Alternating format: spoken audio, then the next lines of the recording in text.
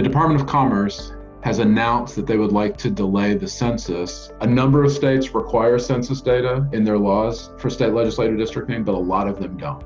So I do think this census proposal could really open the floodgates to a new form of gerrymandering. Legislators are interested in protecting their own parties and helping themselves get reelected. State legislatures could potentially use other data besides census enumeration to draw lines. This varies by state. The census itself often undercounts urban areas for a variety of reasons. I could see Democratic-controlled legislatures who draw their own lines using population-based estimates. In Republican-controlled legislatures, I could see the opposite. Other estimates that would actually undercount urban areas and would overcount rural areas where there's more Republican strength. We don't know if people will be confused about how to answer the census in October, about what their situation was on April 1st. We don't know when the census can restart field operations. If party insiders are holding on to power through gerrymandered lines, the extra 2 years could be enough time for them to pass restrictive voting laws, eviscerate the checks and balances of courts. We have seen 17 states that have passed some form of redistricting. 5 states passed redistricting reform in 2018, which was remarkable. There were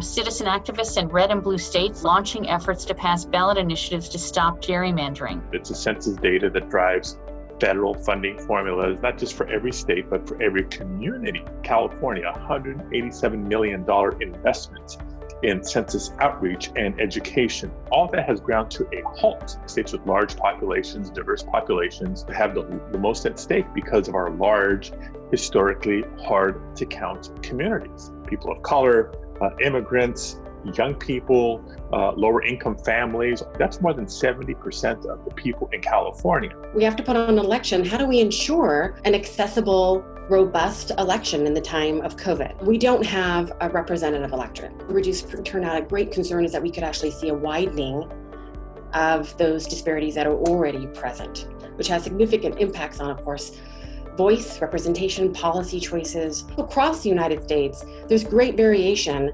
in the use by voters of vote by mail, and very much so in the accessibility. Mail only is not a panacea. Anytime you have a historic change around voting, we know that some voters are not going to get that message. Political maneuvering is also a challenge. Widely accessible vote by mail is a no-brainer with robust in-person voting options. Even during the flu pandemic of 1918, the election went forward. If we get as many people as possible to vote early by mail, or whether it is safely in person, that's going to be better for everybody from a wait time standpoint, from a public health standpoint, etc. Online registration in states that don't have it, you're talking about a $2 billion investment. That's what we were sort of advocating for in the last stimulus package. So the good news is there was a line item of $400 million. Our advocacy at the federal level continues, because there's going to be another round of relief, another round of stimulus. We're going to be dependent on 2 things: working collectively to recruit that next generation of poll workers, also to identify new locations that are going to be better suited for